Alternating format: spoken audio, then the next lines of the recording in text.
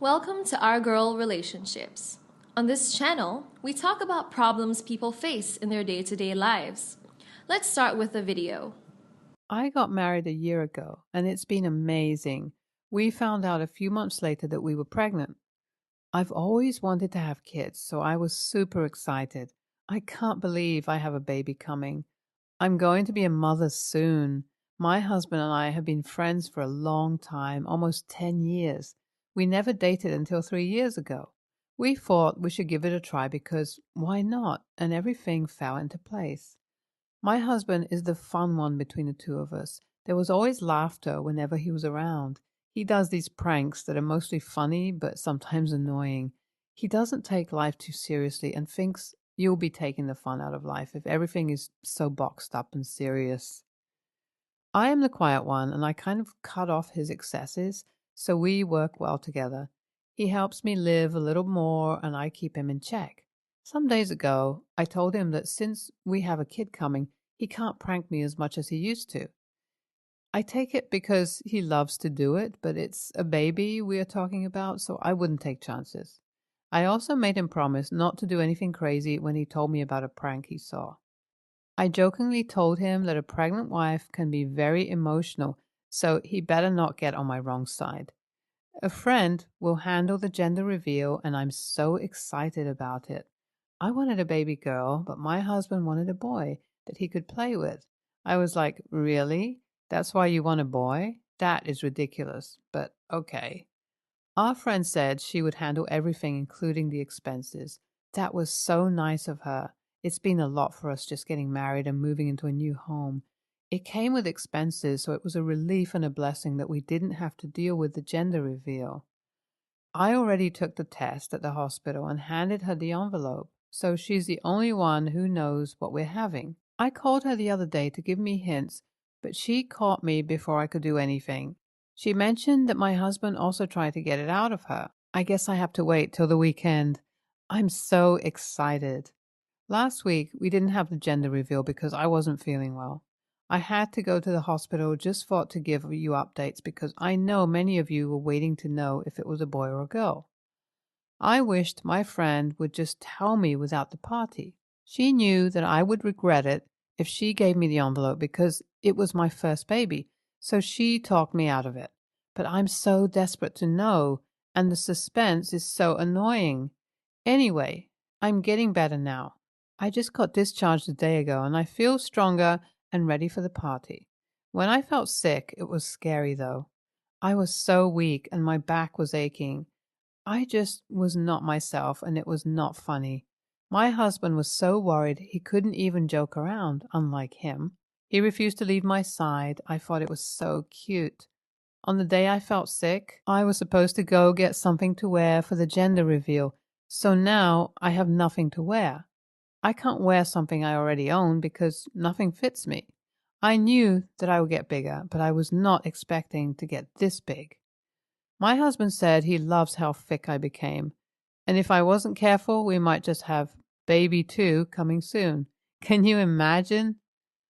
You guys, I just came to give this update quickly. Nothing fits me. I now wear 3 sizes up. Well, it's not a surprise because I've been eating so much. I'm craving a lot of cheese and meat. Anything for my baby, though. I'm also getting really emotional. Sometimes I wonder why I'm crying. I had read all these things about how pregnant women behaved and I laughed at it, saying it would never happen to me. Even when I saw my sister pregnant and she had some of these characteristics, I was still like, this will never happen to me. I'll never be that person, and I will not do this or do that. But right now, it is safe to say that I'm a typical pregnant lady. I went to the regular shops that I would go to get clothes normally, and I was disappointed, to say the least, but I found something lovely at some random store. I went shopping with my husband. He mentioned that he didn't want anything and could just wear what he had at home, but I was not having that. We are both wearing white, and we're going to wear something new. I went on to look for something for him to wear.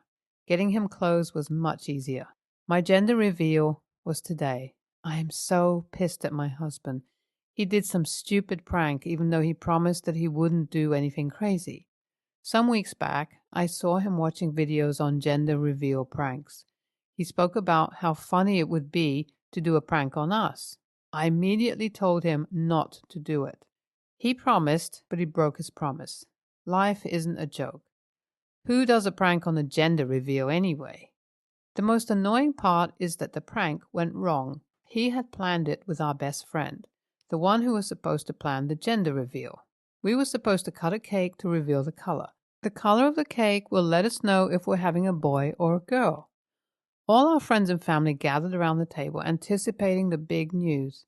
When I cut the cake, I saw that it was a vanilla cake. Now, the flavor wasn't the problem. There was no color. So it was like there was a mistake or something. My husband and our friend prolonged the prank until it got out of hand. I even called the caterer to ask why she mixed up the order, and I was rude to her, but she didn't say anything to me because she knew it was a prank. After finding out, I felt horrible because I wasn't nice to her.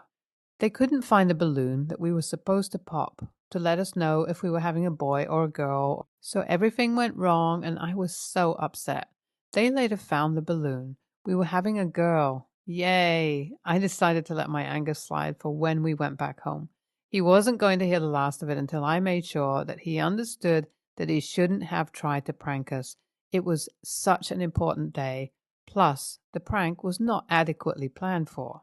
It was supposed to be a happy day, but my husband spoiled it. You can tell that the vibes had changed. So after we learned that we were having a girl, most people just went home. That was not the initial plan. I wanted to be with my friends and family and to have fun together.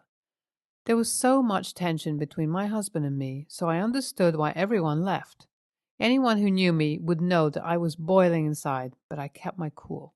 I couldn't understand why he would try to do something like this on one of the most important days of our lives. Having a baby is no joke. My best friend came in to apologize to me for how the day went. She said she didn't know that I had explicitly asked not to be pranked. When my husband spoke to her about doing a prank, she said it was a good idea because she knew that he usually pranked me. She mentioned how it was her fault that they couldn't find the balloon, where everything started going downhill. There's not much I could say to her, for my husband was the problem. He was the one who knew what I wanted, but went the extra mile to go against my wishes. I told her that it was okay and that the deed had already been done. When we got home, I told my husband that he didn't have the right to do what he did. He tried to defend himself, but he knew that he had no point.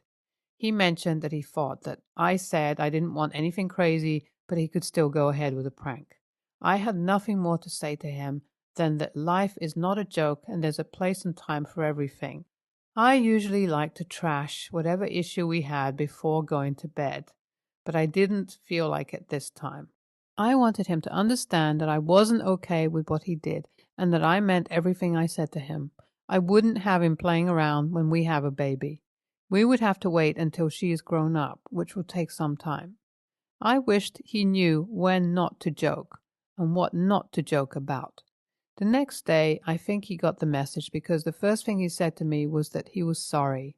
He admitted that he was adamant about my wishes because he wanted to get everyone's reaction when they got pranked.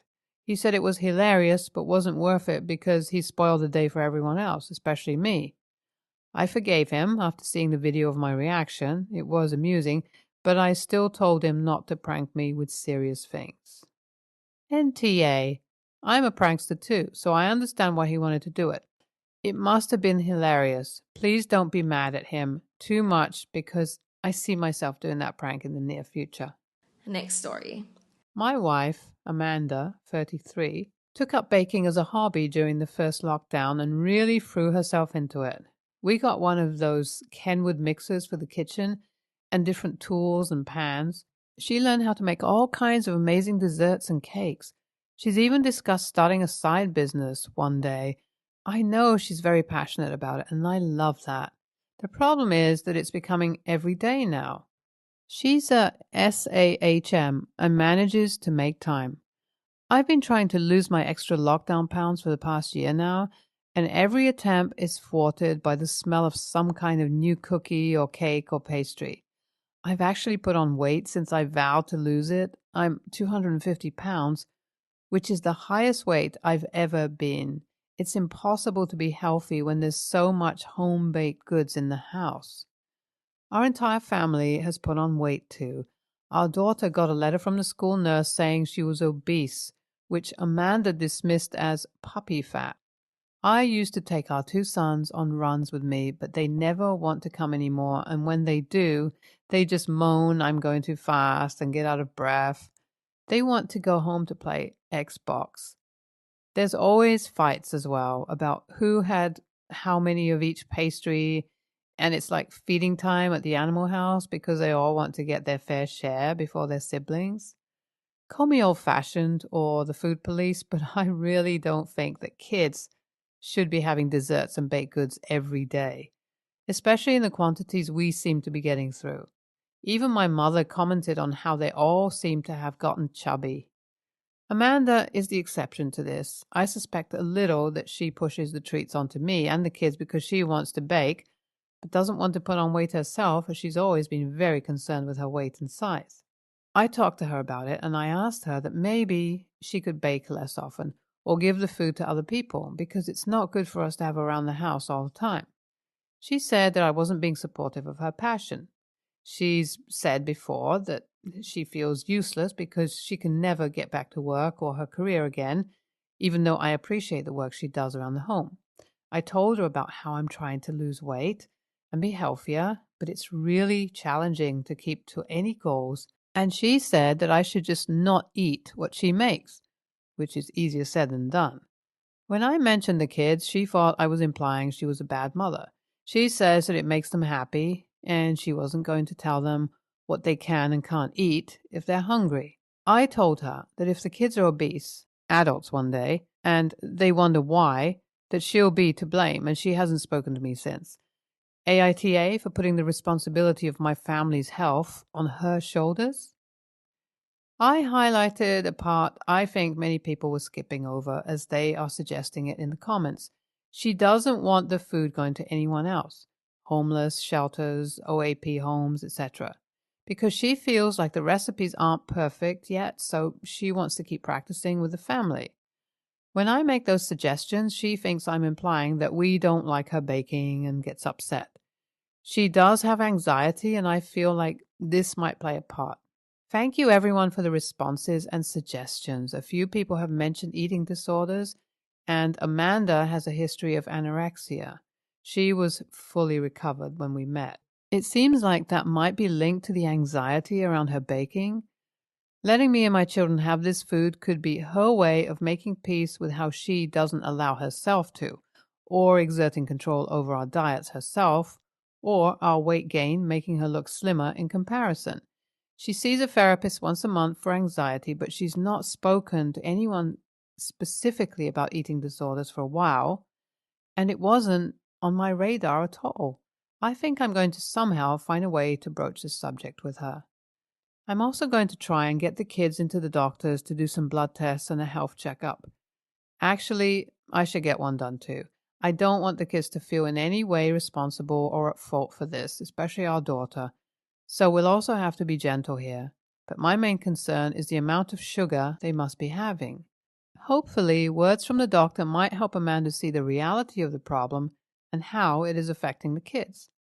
I don't know the route to take with the baking, but I think I'm going to have to set some boundaries with the kids, even if it means throwing away food and hurting Amanda's feelings. It's not fair to the children to let it continue as it is. Also, thank you to those who made me feel better about my weight loss failings given the situation. I know it's my fault, I put on weight, but it has felt like an uphill battle in this environment. NTA. When the school nurse has to send a note home about your kid's weight, there's an issue. Next story.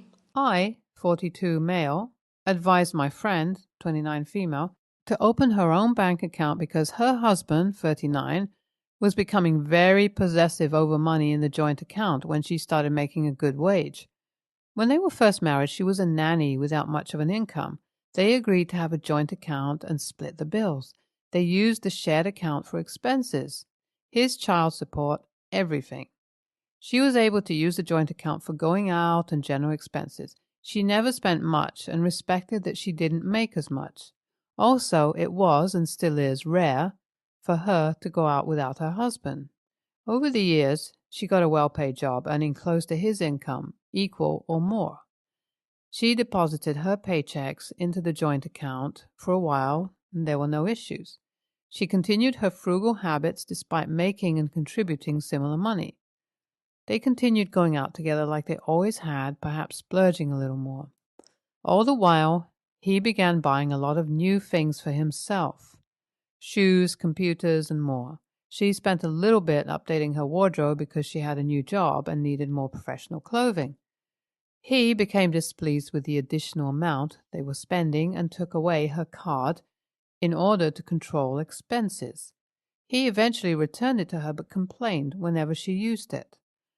This pattern continued for a year or two, with him spending money on nice things and getting mad at her for using the card, even when she used it when they were out together and it could have been either of them. When I came to understand the situation, I advised her to open her own account and direct deposit into it. I continued to give this advice and to offer help to make that happen for months, if not years. Finally, she opened her own account and changed direct deposit into it. I was so excited and proud of her for taking control of her finances. Her husband was pissed. He threw away the debit card when it arrived in the mail and claimed that he thought it was junk mail. I told him he was being unreasonable because she deserved to have control of her money. He called me a lot of names, including an a-hole. He also called her a lot of names, including an a-hole. To be clear, she is my friend, and he is also, although it's stained. I have all along told him that it seemed was unfair. NTA took away her card in order to control expenses? No, no, no. This is very, very big red flag for future abuse. And clearly over the line right now. She is an adult and he is trying to exert control over her, completely disregarding her agency. Simply ask her this: why is he allowed to decide what counts as reasonable or not? Doesn't matter how much money she makes or he spends. This is financial abuse, plain and simple.